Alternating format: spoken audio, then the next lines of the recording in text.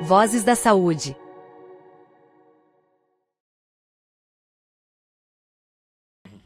Muito bom.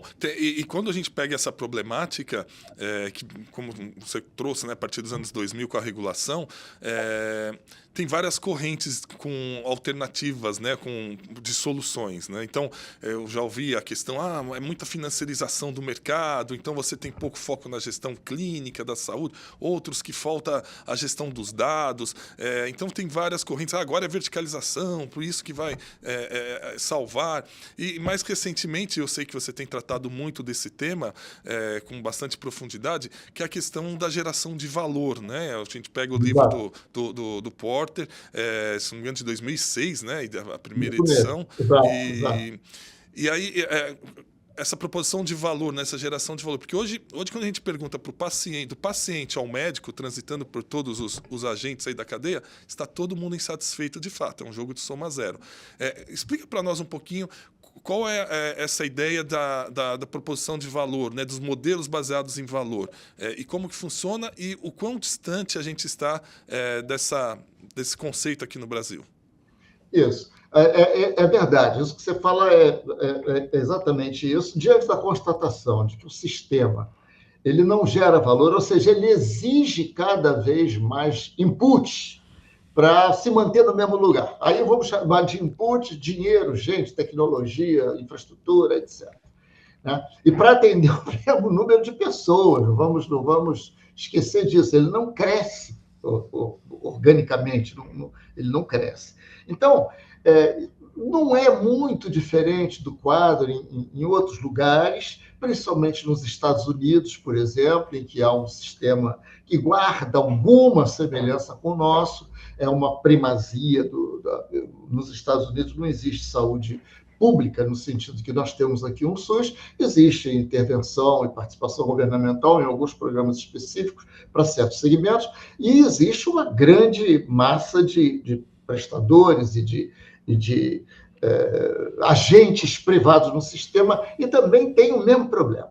Quando, diante dessa situação, que a gente não conseguir, como em outros setores, a gente não consegue obter mais com menos, não há ganhos de produtividade, né? Se você comparar, por exemplo, com outras coisas que a gente, como consumidores, paga para ter, automóveis, viagens, enfim, telecomunicações, turismo, o que você quiser, todas essas coisas ficaram mais baratas.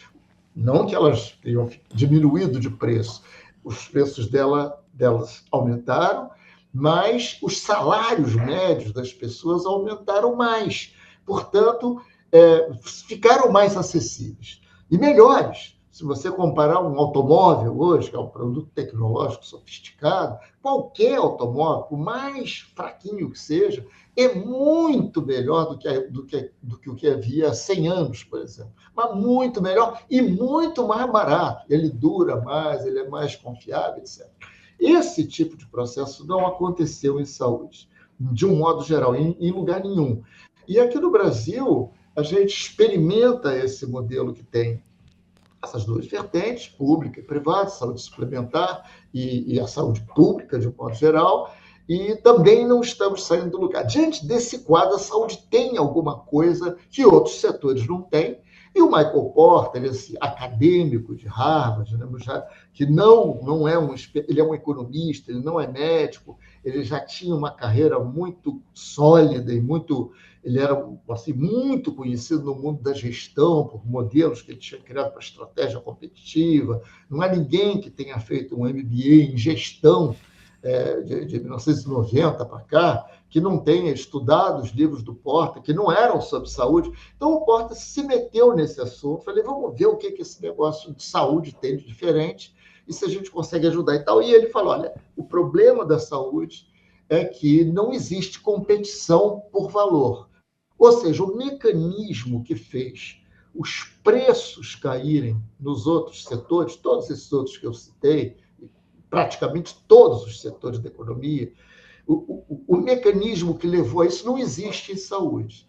Esse mecanismo ele é definido por competição, que significa essencialmente o seguinte: as pessoas procuram aqueles provedores, aqueles fornecedores de produtos ou serviços que eles acham que vai oferecer a maior vantagem, o maior benefício para elas em função do preço que elas estão pagando.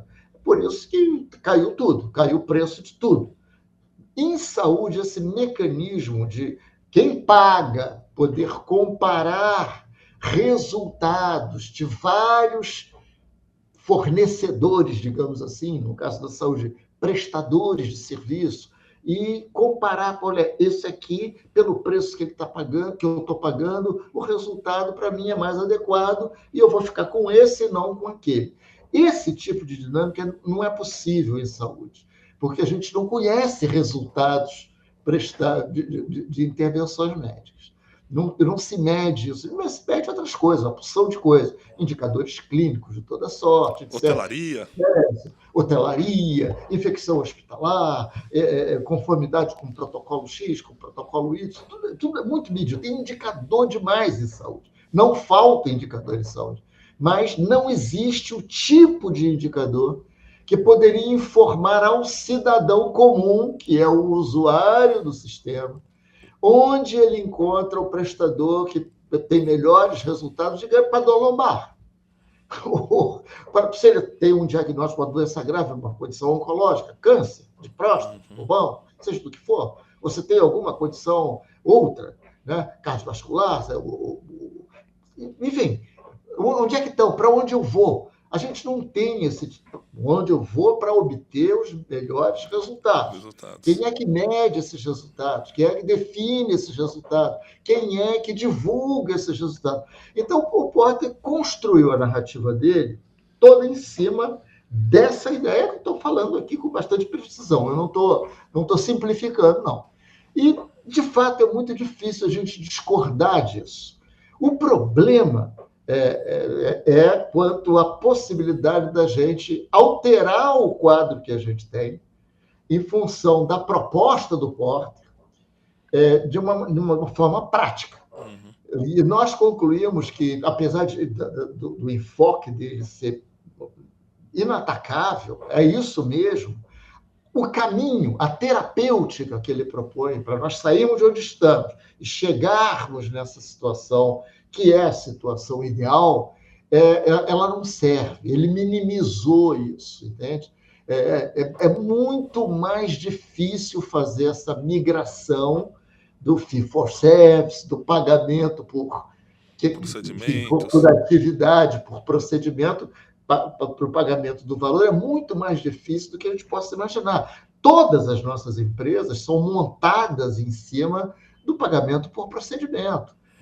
Eles cobrem seus custos assim, né? Todo mundo, os prestadores, etc. Então, mexer nisso vai implicar em mudar a maneira como as pessoas, como as empresas, os modelos de negócio delas, a fórmula através das quais elas ganham dinheiro. Então, é muito mais, digamos assim, complexo, o termo é esse, é trabalhoso, é complexo, exige, na nossa avaliação, intervenção das agências reguladoras, do Estado, portanto, sem incentivo do Estado, isso não vai acontecer. Segundo nós estamos vendo, tem muita iniciativa pelo mundo, no Brasil tem muita iniciativa também, mas é tudo micro, tudo local.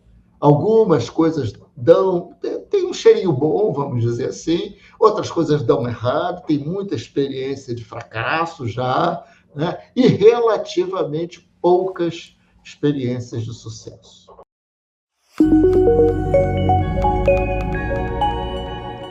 Vozes da Saúde.